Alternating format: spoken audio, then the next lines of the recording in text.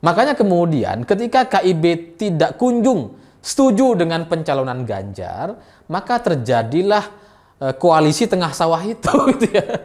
Jadi Ganjar diajak bergabung dengan Prabowo gitu. Ya karena itu gagal sama KIB gitu. KIB nggak mau terima.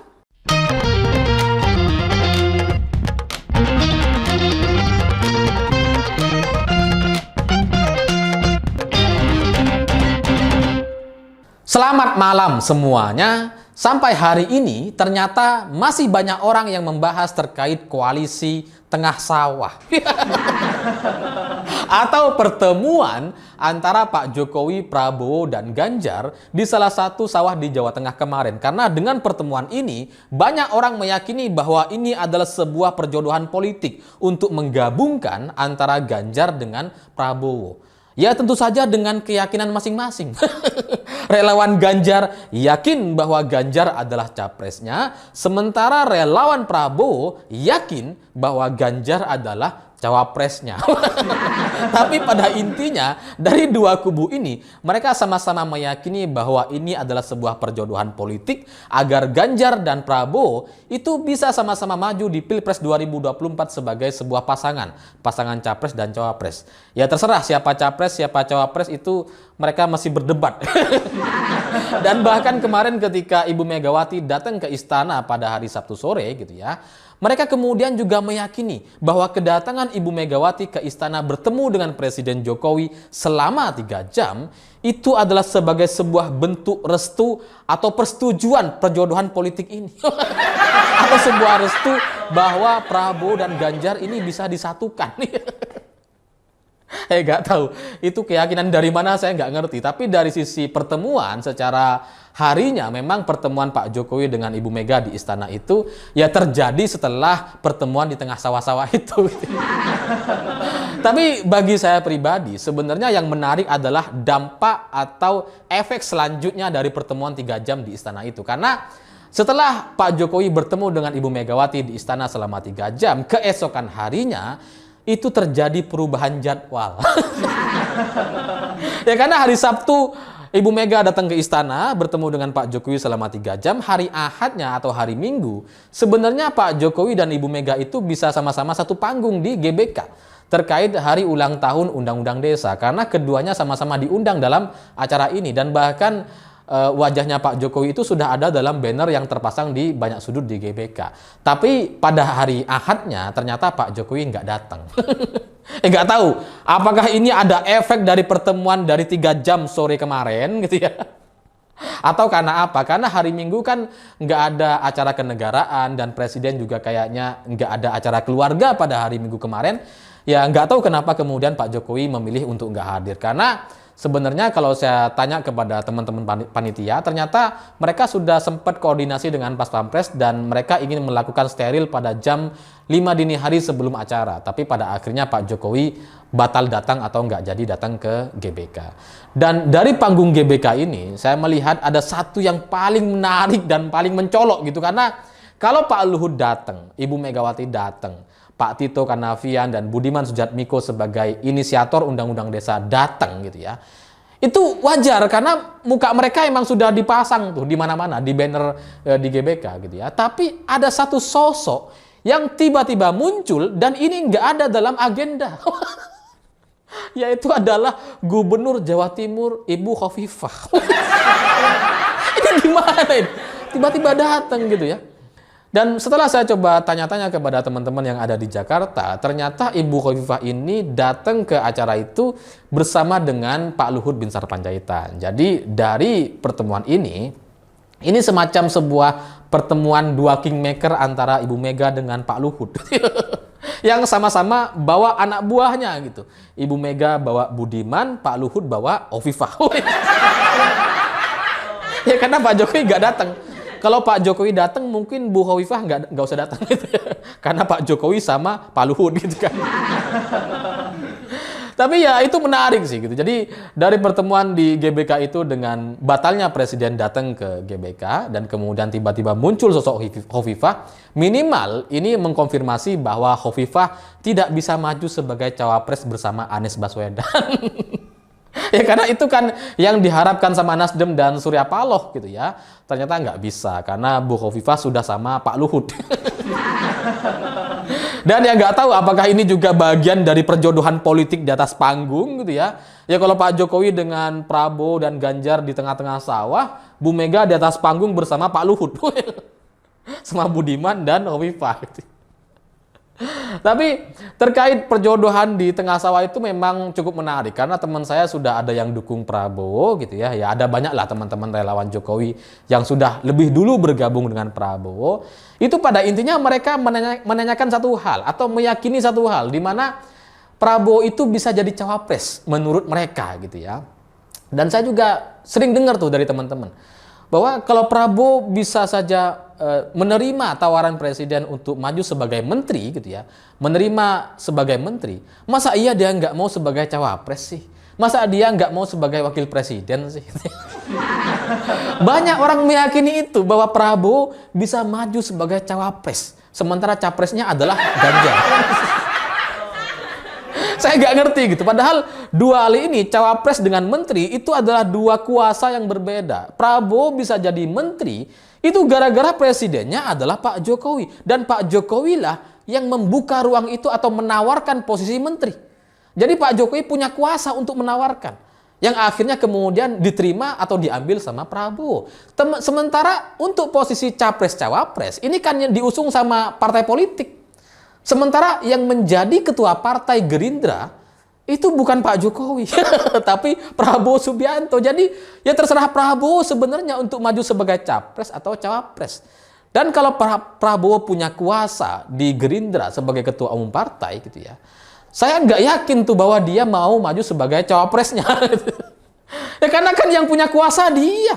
Bukan Pak Jokowi. Bahwa Pak Jokowi mengusulkan atau mendukung agar Prabowo maju sebagai cawapres misalkan gitu ya.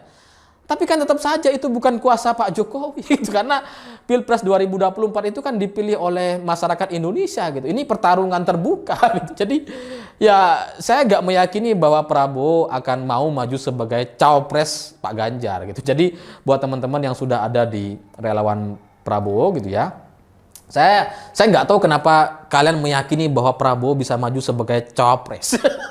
Padahal kuasa ada di dia. Ya kalau Pak Jokowi sebagai presiden, iya sekarang dia punya kuasa penuh. Tapi sampai 2024 gitu. Dan nggak punya kuasa untuk mengusung capres-cawapres sendiri. Jadi ya terkait usulan-usulan atau keyakinan bahwa Prabowo bisa maju sebagai cawapres itu juga sudah dibantah sama Pak Hasim, yaitu adik dari Prabowo Subianto. Karena Pak Hasim ini perannya sangat sentral di Gerindra. Ya sebagai adik kandung dan sebagai urusan-urusan logistik di Gerindra gitu. Jadi kalau Pak Hasim sudah nggak setuju dan kemudian mengatakan bahwa nggak mungkin Prabowo bisa maju sebagai cawapres dan ini sudah bukan waktunya dari sisi pengalaman dan senioritas itu sudah nggak mungkin, ya sudah nggak mungkin kayaknya. Gitu. Ya kalau alasan-alasan senioritas, alasan dari Pak Hasim itu mudah saja dibantah gitu. Karena kalau misalkan alasan senioritas, Prabowo lebih pengalaman dan sebagainya, ya buktinya Jokowi JK itu bisa terjadi gitu kan. Pak Jokowi sebagai capres, Pak JK sebagai cawapres. Meskipun sebenarnya lebih berpengalaman Pak JK misalkan. Bisa saja. Tapi kalau Pak Hasim sudah nggak setuju dan sebagai adik kandung atau orang yang mengurusi logistik di Gerindra, ya itu susah untuk dilakukan gitu ya. Ya tapi memang kalau misalkan jadi bersatu gitu ya antara Prabowo dengan Ganjar itu memang mungkin akan lebih memudahkan Pilpres 2024 dan bisa menyelesaikan Pilpres ini dalam satu putaran saja. Ya terserah siapa capres, siapa cawapresnya gitu ya. Capresnya Prabowo atau capresnya Pak Ganjar ya kayaknya sama-sama bisa memenangkan kontestasi. Tapi ya kembali lagi posisinya susah gitu. Ganjar kan maunya sebagai capres gitu kan. Sementara Prabowo juga maunya sebagai capres. Tapi kalau misalkan Pak Ganjar mau maju sebagai cawapres gitu ya, itu juga masih ada kendala lagi karena pada akhirnya Ganjar harus keluar dari PDI Perjuangan. Dan itu susah sekali gitu karena jangankan maju sebagai cawapres gitu ya, Ganjar diajak keluar dari PDIP agar bergabung dengan Nasdem untuk maju sebagai capres saja, itu Pak Ganjar nggak berani. Apalagi ini cuma posisi sebagai cawapres. Jadi ya itu masih susah sekali untuk dilihat atau ditebak ke depan apakah koalisi tengah sawah ini bisa berlangsung di Pilpres 2024. Karena secara hitung-hitungan itu susah gitu. Dan yang saya juga heran kepada banyak orang atau banyak pengamat di media atau di televisi gitu ya. Entah gimana ceritanya, mereka belum berbicara soal langkah-langkah politik seorang Ganjar dengan Pak Jokowi. Karena sebenarnya pertemuan di tengah-tengah sawah itu adalah sebuah pertemuan kegagalan sebenarnya gitu. Karena sebelumnya kan banyak orang meyakini bahwa KIB atau Koalisi Indonesia Bersatu yang anggotanya itu Golkar, PAN, dan P3 itu kan banyak orang meyakini bahwa koalisi KIB ini adalah sebuah koalisi sekoci untuk mengusung siapapun capres yang akan didukung sama Presiden Jokowi, yaitu Ganjar misalkan gitu ya. Kan sebelumnya banyak orang meyakini itu. Tapi kemudian kan ternyata faktanya selama beberapa bulan terakhir itu tidak terjadi. Makanya kemudian ketika KIB tidak kunjung setuju dengan pencalonan Ganjar, maka terjadilah koalisi tengah sawah itu gitu ya. Jadi Ganjar diajak bergabung dengan Prabowo gitu. Ya karena itu gagal sama KIB gitu. KIB nggak mau terima. Ya karena di P3 itu terjadi penggeseran gitu ya, pergantian ketua partai. Terus kemudian dari sisi Golkar, mereka meyakini bahwa capresnya hanya ada Airlangga Hartarto. Jadi ya anggap saja Ganjar itu gagal di KIB gitu. Gagal melakukan manuver-manuver atau kerja-kerja politik untuk maju bersama KIB. Makanya kemudian dilakukan pertemuan di tengah-tengah sawah gitu. Tapi ini kayaknya nggak disadari oleh banyak orang. Kenapa nggak ada orang bicara soal ini gitu? Padahal itu sudah batal di KIB gitu. Dan KIB itu yang setuju Ganjar sebagai capres ya cuma PAN gitu. Karena di P3 ada pergeseran ketua, ya sisa PAN aja yang mau mendukung Ganjar sebagai capresnya. Itu pun dengan segala kepentingan politiknya. Karena PAN di Jawa Tengah itu kurang oke suaranya, maka menggait Ganjar. Harapannya dia bisa mendapatkan limpahan suara atau efek ekor jas dari seorang Ganjar. Sementara menggabungkan antara Ganjar dengan Erik oleh Partai PAN, ya Erik sebagai pakar logistik. Karena Erik lagi lucu-lucunya gitu, lagi royal kemana-mana dia gitu ya, jadi ketua PSSI, hadir di acara 1 abad NU, lagi royal-royalnya. Jadi kalau PAN mengusung Ganjar dan Erik ya itu dengan dua kepentingan politik yang sama-sama menguntungkan PAN sebenarnya, menguntungkan elektabilitas dan logistik. Tapi bagi Golkar itu nggak bisa diterima gitu, karena Golkar hanya mau mengusung Airlangga Hartarto sebagai capresnya. Jadi sebenarnya pertemuan di tengah sawah itu kembali lagi saya bilang bahwa itu adalah sebuah pertemuan koalisi yang batal terjadi di KIB. Itu efek dari batalnya Ganjar maju lewat KIB, makanya ditawarkan lewat Gerindra gitu. Tapi dari Gerindra sendiri pun itu kayaknya sudah nggak bisa juga, karena Gerindra maunya Prabowo maju sebagai capresnya. Dan dari berbagai lembaga survei yang muncul gitu ya, memang Prabowo itu nggak pantas sebagai cawapres karena nggak ada nama dia gitu, nama dia cuma di capres aja, sementara namanya Ganjar itu ada di posisi cawapres gitu. Ada kemungkinan atau peluang bagi Ganjar untuk maju sebagai cawapres. Jadi bagi saya pertemuan atau koalisi tengah sawah itu adalah sebuah koalisi yang terjadi setelah kebuntuan atau kegagalan melakukan negosiasi politik dengan KIB. Ya nggak tahu apakah orang sadar atau enggak, tapi pada intinya ya itulah yang terjadi bagi saya gitu ya. Dan saya juga mendengar bahwa Pak Ganjar ini berkali-kali diupayakan untuk keluar dari PDI Perjuangan gitu. Karena kalau misalkan PDI Perjuangan sampai hari ini belum menentukan siapa capresnya gitu ya, kemudian ada peluang bahwa Ibu Mega tidak memilih Pak Ganjar gitu ya, ya daripada nggak ada sama sekali, ya mending bergabung ke Gerindra gitu, minimal ya sebagai cawapres lah. Jadi ya kalau nanti misalkan Pak Ganjar keluar dari PDIP, itu harapannya bisa membawa limpahan suara bagi Gerindra dan siapapun orang yang mendukung di belakangnya. Dan saya lihat, saya dengar gitu ya, memang ada operasi-operasi khusus untuk mengeluarkan Ganjar dari PDI Perjuangan. Karena kalau Ganjar masih ada di PDI Perjuangan, dia jadi capres atau enggak, itu akan membuat suara PDI Perjuangan lebih solid gitu. Jadi ada beberapa kelompok mengupayakan agar Pak Ganjar keluar aja gitu, supaya PDIP nggak terlalu solid suaranya, agar suaranya bisa turun. Kalau nggak signifikan ya minimal turun 1% atau 2% lah gitu ya.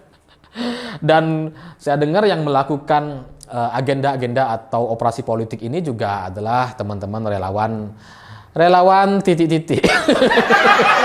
Saya nggak mau sebutin, tapi ya pada intinya yang namanya politik itu soal kepentingan, soal kepentingan masing-masing pribadi gitu ya. Kalau saling menguntungkan, maka skenario itulah yang akan dijalankan. Jadi buat Pak Ganjar, ya saya nggak tahu gitu ya, Pak Ganjar akan mau menerima tawaran ini sebagai cawapres gitu ya, atau dia tetap bertahan dengan PDI Perjuangan dan setia menunggu jadi atau enggak dia akan mau menerima apapun keputusannya. Saya nggak tahu. Tapi dari analisa saya kayaknya Pak Ganjar akan segera keluar dari PDI Perjuangan dan bergabung dengan Prabowo Subianto sebagai cawapresnya. Ya nggak tahu capres-cawapres, tapi kayaknya cawapres gitu ya. Jadi ya saya pikir itu. Terima kasih sudah menonton. Kalau ada banyak yang nggak setuju, nggak apa-apa. Begitulah kura-kura.